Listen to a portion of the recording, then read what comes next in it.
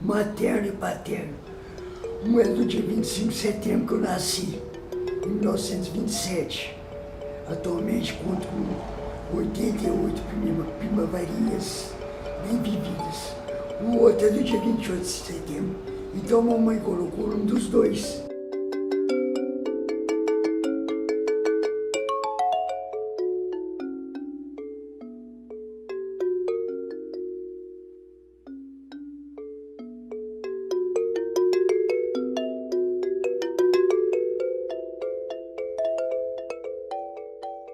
Chegaram os topógrafos e falaram que estavam medindo que inundar de água. Mas ninguém acreditava. A voz lá embaixo eles marcavam lá em cima, abaixo de 90 metros de altura.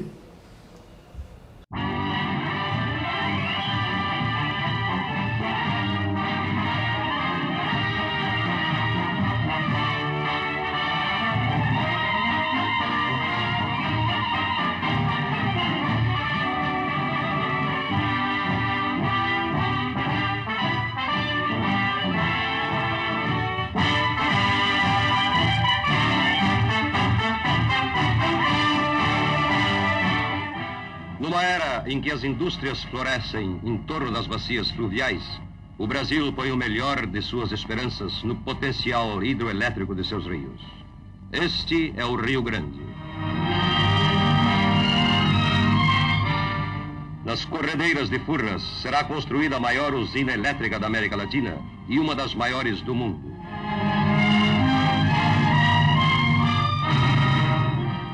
O Rio Grande, depois de atravessar o sul de Minas, marca a divisa desse estado com de São Paulo. Furnas constitui um dos maiores empreendimentos brasileiros no ramo. Grandes beneficiários do surto de progresso serão também os municípios da região. Um excepcional afluxo de riqueza lhes dará vida nova. Acabaram com as fazendas, teve gente que se suicidou, gente que morreu de desgosto. As fazendas eram uma beleza. A gente andava por todo lado, parente, proprietários rurais de tradição, gente sitiante, perdemos tudo, tudo.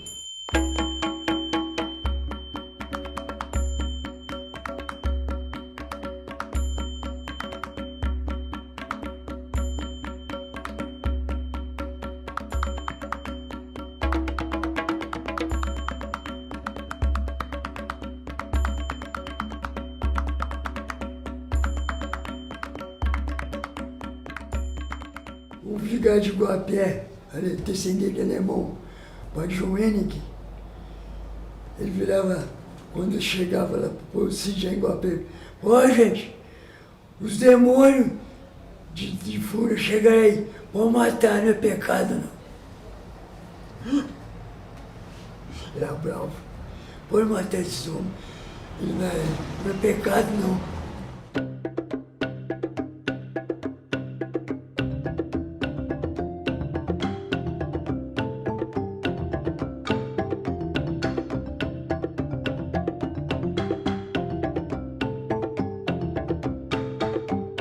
Eu me chamo Suzana de Araújo Leite Ervas, sou filha do Antônio Adalto Leite, que foi o responsável pelo resgate de todas as peças arqueológicas na beirada do Lago de Furnas, que o Lago de Furnas tem 50 anos, né?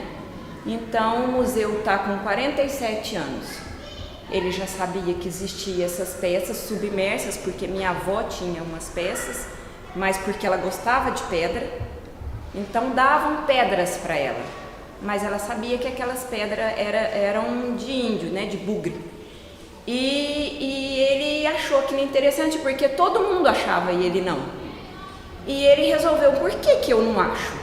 E resolveu procurar e aos poucos, nesses 47 anos, ele ajuntou mais de 4.000 peças, que se transformou nesse museu.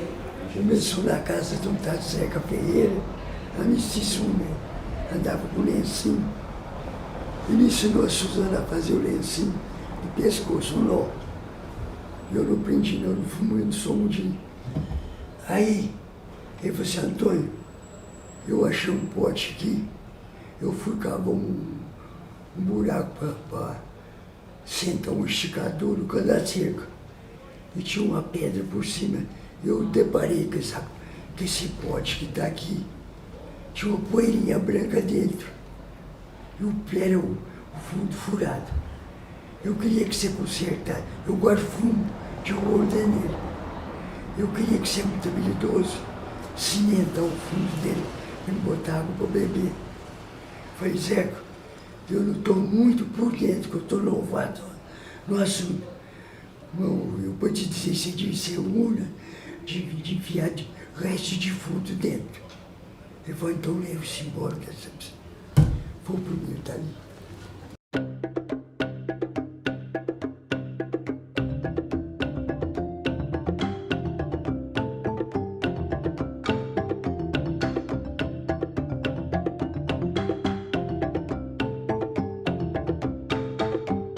Encontrar essas peças para mim era brincadeira de criança. Quando o Lago de Furnas abaixava é quando aparecem os sítios arqueológicos, né? Porque a maioria deles estão submersos. Então, como a represa, a água vai batendo e vai lavando a terra, ela vai aparecendo, vai surgindo, vai brotando as peças, né? E quando a represa abaixava, a gente, final de semana, a brincadeira de domingo era andar na beirada da represa para ver quem achava a primeira peça inteira, que as peças quebradas não valiam na brincadeira. Eu nunca achava, porque meu pai ia na frente, eu criança, ele sabia me engambelar muito bem, ele ia na frente, ele achava a primeira peça. Até que eu cresci e aprendi que se eu deixasse ele para trás, eu acharia a primeira peça, né? Aí eu comecei a proibir que ele andasse na minha frente para que eu achasse a primeira peça. E isso foi passando o tempo, eu tive filho, eu levava as filhas para ajudar a procurar as peças, como levo até hoje. A mais velha tem 23, a mais nova está com 11. E elas também brincavam da mesma forma. De domingo a represa baixava, a gente ia passear na beirada da represa. Em vários sítios arqueológicos, não era sempre em um, porque são muitos, né? A região é coalhada de sítio arqueológico na beirada da represa. Então, cada domingo a gente escolhia um lugar para ir, para ver. E era muito emocionante você achar a peça inteira. É muito gostoso você andar, porque é um mar de cacos de cerâmica, né? Tem o mar de Minas e o mar de cacos de cerâmica. E no meio daquela cacaria você acha uma pedra inteira, uma peça inteira. É muito emocionante, é muito legal, é muito bacana.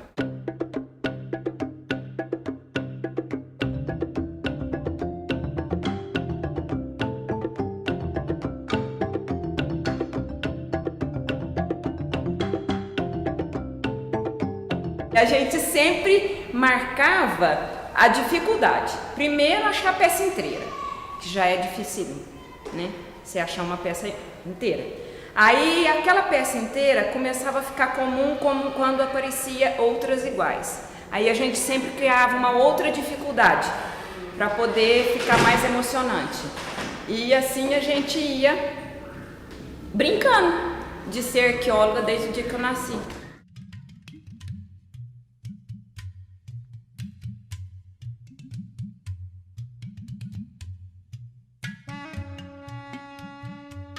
A Igaçaba era mais interessante, né? Porque tinha as pequenas, que é de segundo sepultamento, e às vezes tinha restos de ossinhos, né? Mas quando você achava a grande, que você deparava com o esqueleto inteirinho lá dentro, a imaginação voa. Porque como que ele foi enterrado? Se é homem, se é mulher? Morreu de quê? Né? Aí viveu quanto tempo? E todas essas perguntas vêm na cabeça da gente, né? Então, era muito emocionante.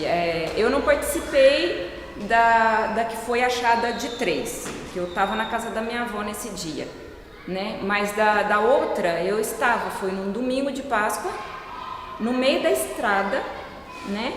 E nós começamos a escavar e passava gente na estrada, perguntando que nós estávamos fazendo buraco no meio da estrada, numa estrada federal, né, de terra. E a gente foi tirando, de repente a gente deparou com o esqueleto lá dentro. Então a gente não tirou o resto da terra, que está até hoje, né? E com o tempo, e era um domingo de Páscoa.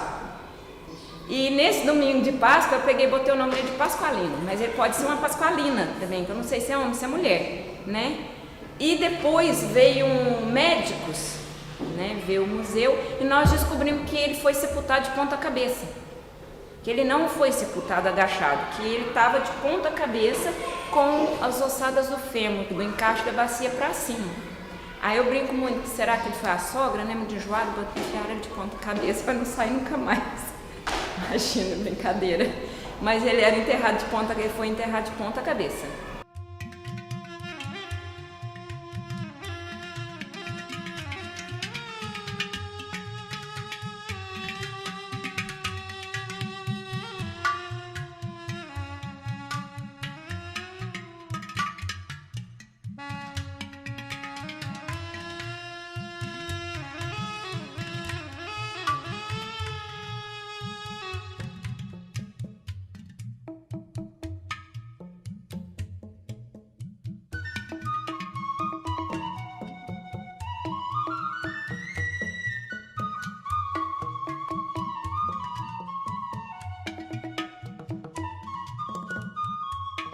O povo, muito curioso, eu falei, olha, noite de lua cheia,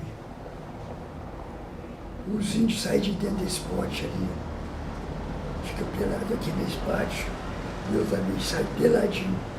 Eu dançamos aqui, aí dançamos que tem que dançar. Eles voltam para dentro do pote e eu volto para minha cama. Tinha gente que não era de noite, de jeito nenhum. Um dia eu estou com uma funcionária com cada batata de olho no caminho. Que é isso? E eu, o capeta que existe lá, nunca estava indo para casa dela.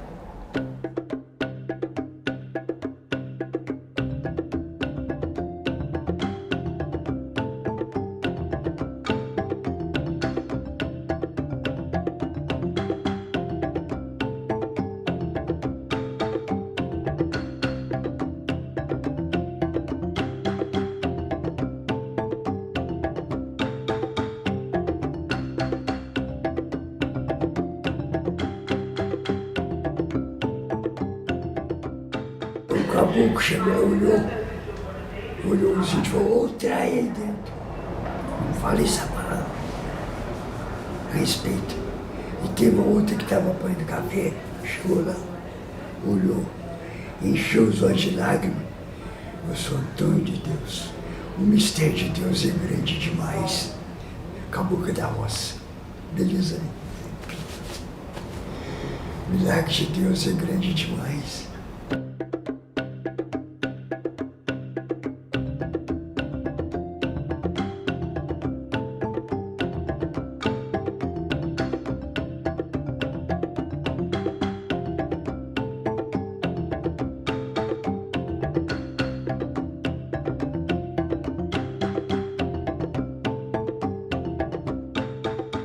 Esse tempo atrás teve uma moça que chegou aqui e falou assim, meu irmão me proibia, me passava medo quando eu era criança na fazenda do meu avô, com esses potes. E hoje eu entrando aqui eu vejo que ele estava certo, que ele não estava inventando história para me passar medo. Eu falei, mas me conta isso. Ela falou assim, não, a fazenda do meu avô tinha porão, tem até hoje, a fazenda está lá, eu ainda vou sair lá nessa casa. E você já está convidado para nós irmos lá descobrir essa história. E ela conta que debaixo do porão, o irmão dela falava que ela não podia entrar, porque lá tinha uns potes que tinha índio enterrado. E ela chegou aqui e viu os nossos potes e falou assim, ele não estava errado. E eu, quando era criança, eu brincava com umas panelinhas de pedra, que a minha avó contava para mim, que o avô dela contava para ela, que era de uma índia que foi amarrada na beirada do rio por muito tempo, até ela amansar para ele casar, pelos meus cálculos, é tataravô ou bisavô da avó da menina. Pelo que deu para perceber, porque tinha muita gente, ela contou meio rápido, e eu vou pesquisar isso mais. E aí ela fala assim, que a avó contava, que o bisavô dela contava, que ele amarrou uma índia até ela amansar na beirada do rio, E a Tela Mansala ficou fazendo essas panelinhas, aí ele casou com ela. E essas panelinhas, essa moça que hoje ela deve ter a minha idade, brincava quando era criança. E essas panelinhas, ela acha que essas panelinhas quebrou, que ela não sabe mais aonde foi parar essas panelinhas.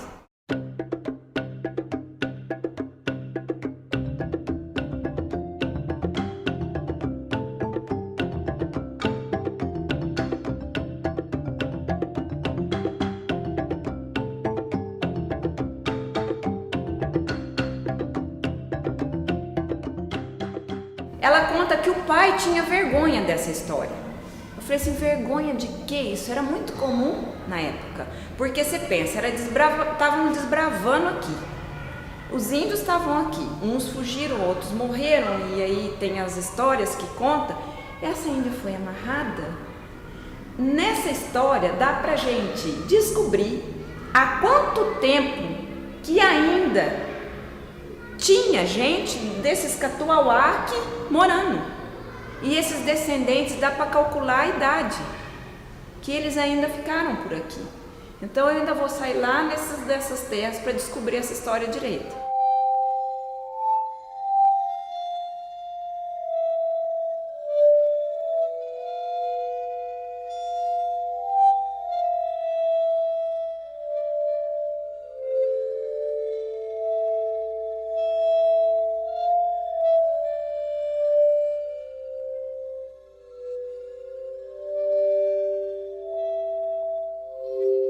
Tinha uma gruta com pinturas rupestres para baixo da cachoeira do Sapucaí, do rio Sapucaí. Essa gruta, ela tinha pinturas rupestres, ela tinha uma perereca pintada, que meu pai lembra, tinha uma escada, tinha outra pessoa, lembra, o Renato Freire lembra que tinha cenas de caça de animais. Dentro dessa gruta, imagina o que não tinha lá. Ela está a 70 metros de profundidade, calculamos, não, né? Que ela deve estar a essa profundidade. Diz que eles fotografaram o rio Sapucaí, trecho por trecho, até na foz do Rio Grande. E eu fiquei curioso, porque se essas fotografias pode ampliar, pode achar as pinturas rupestres de Itapecerica. Tem aqui no Capitólio. Tem que fazer um banner aqui. Nós temos a fotografia de Capitólio. Eu já estive lá no pé das pinturas rupestres. O senhor chegou a conhecer a gruta? Lá Da Itapecerica? Ah, conheci. Tinha uma perereca desenhada, um degrau, uma seta. A perereca desenhada em cima. Tinha aquela orquídea, Candileia valquiriana roxa. Tinha uma árvore de copaíba cheia de orquídea, floria. E a gruta cabia uns 4 focinhos dentro. No tempo da seca, no tempo das águas, a água invadia. E lá chama Itapecerica, quer dizer, pedra escorregadia do Tupi-Guarani.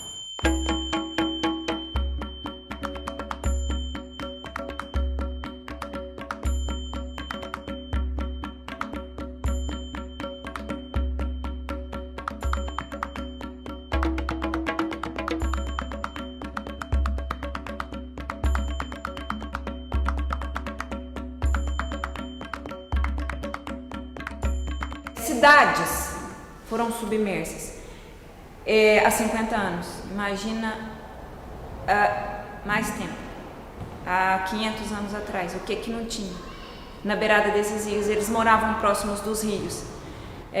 Tanto é que os sítios arqueológicos aparecem quando ela baixa, porque são os lugares mais planos, né?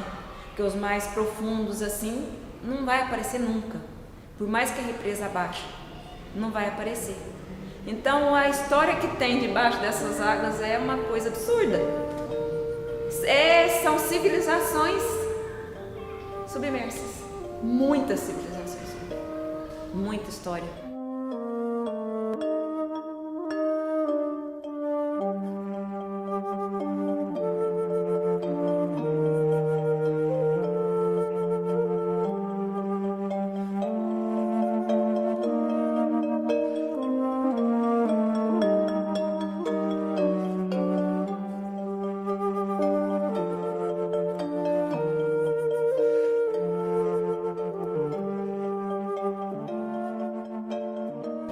gosto de falar em orgulho, eu falo vaidade.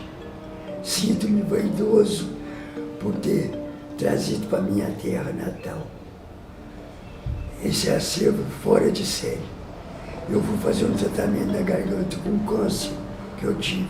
Você está vendo meu timbre de voz.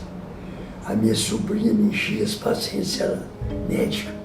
Tia Antônio, vende aqui o museu para os ricaços.